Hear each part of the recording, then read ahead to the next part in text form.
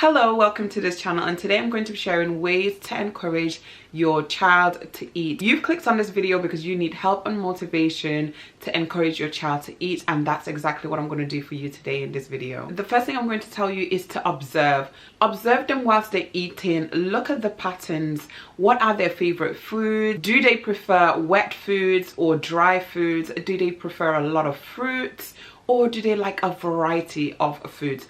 Do they want to eat for themselves, or do they prefer you to sit with them? Observe their eating patterns and note them down, because you will want to refer back to those references or notes later on. Another thing that we need to focus on is timing.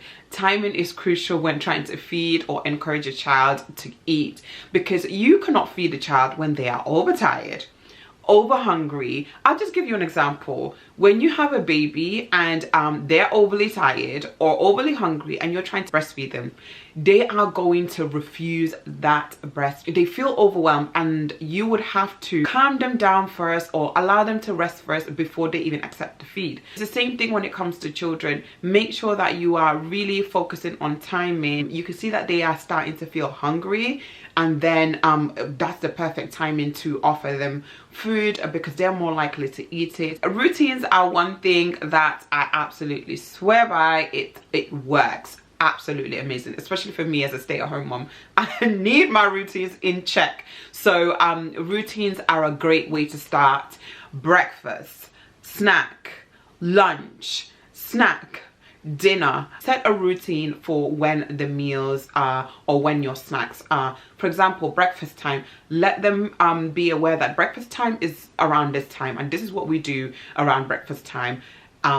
This is where we sit for breakfast time. Making sure that you have a routine in place would definitely encourage your child to eat more. Something that links to routine as well is also the environment that you're trying to feed your child. So when feeding, make sure that you are removing all distractions, because eating time is something that you kind of need to focus on. So you want it to be enjoyable. So when it's time for eating, the iPad, it's got to go. It's going weird. No iPad. iPad has to bounce. Tablets, all the gadgets have to go. TV, none of it. We don't want any of it, because let me tell you what happens.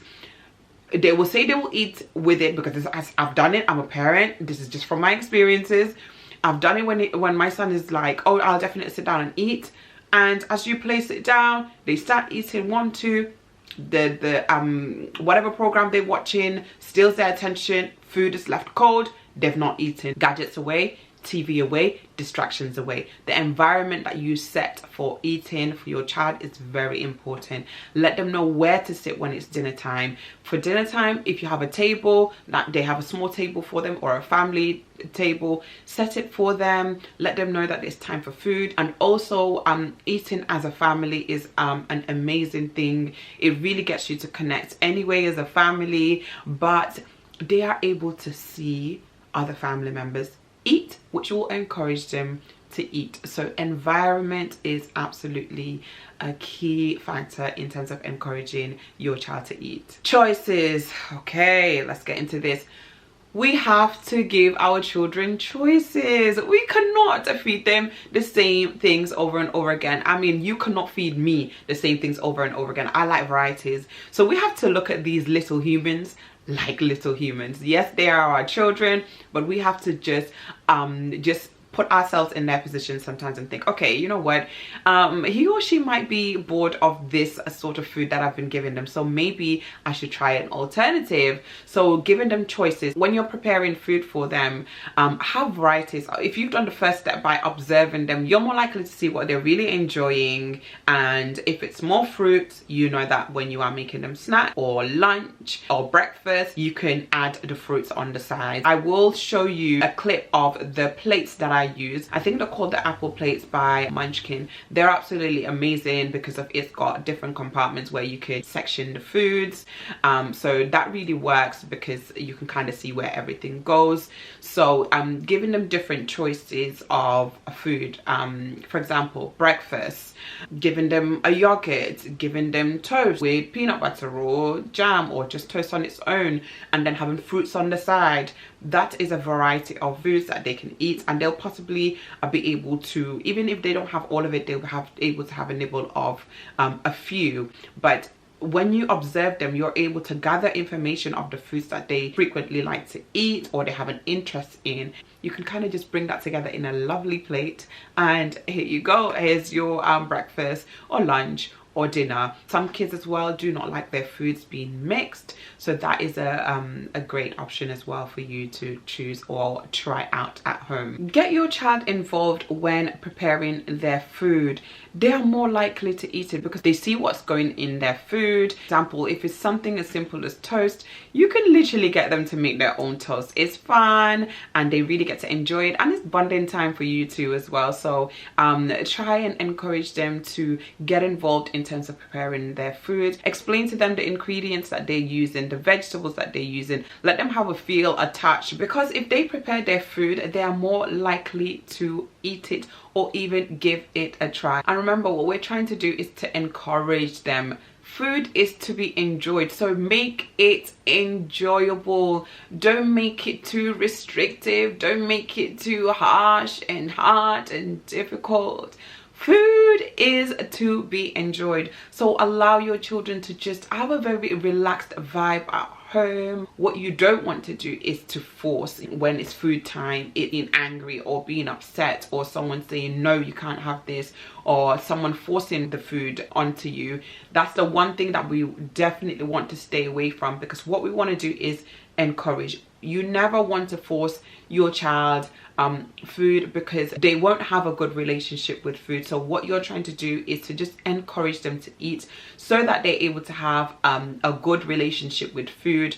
When your child refuses to eat the food, obviously you encourage them to try, and if it's just a no and you can start to see that they're getting stressed, it's overwhelming for them, you don't want them to play with the food, all you want to do is obviously encourage them. If they do not want to eat, the simple thing is that you just let them know that I am going to partake in the food. Seeing as you don't want to eat now, I will leave it for you for later. Yeah, I'm a later type of mother.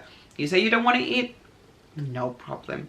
Take the food to the kitchen. You can have that later when you're hungry. After a little while, I do ask again, are you hungry? Let me know if you're hungry. Remember, you have your food that you didn't finish, so when you are hungry, let me know and I'll grab the food for you. For our children, we want them to have a great relationship with food, a happy relationship with food, so that when you do present that food, it's not something that they absolutely hate. Forcing your child to eat over time will be more detrimental to them. It will be a point where they will just absolutely hate food, and you can see that they don't enjoy it, and it will be a hassle. Take the approach in terms of encouraging your child to eat, because then they are able to have a really good relationship with food, and they will deem food and eating time as something that fun, family time, so they are more likely to want to go back to. Whereas if it's forced and they're not happy, why would they want to go back in a situation where they're unhappy and you're forcing them? So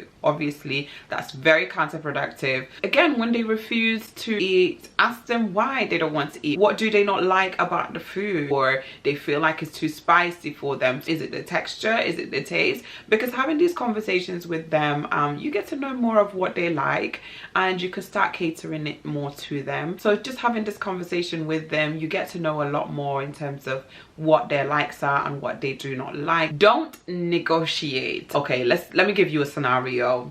You put the food down, the food is there, and they're messing around. Okay, when you finish your food, then I'll give you dessert. If you do not finish your food, you're not gonna get any chocolate or any treats or any sweets. If you don't finish your food, you're not getting the iPad.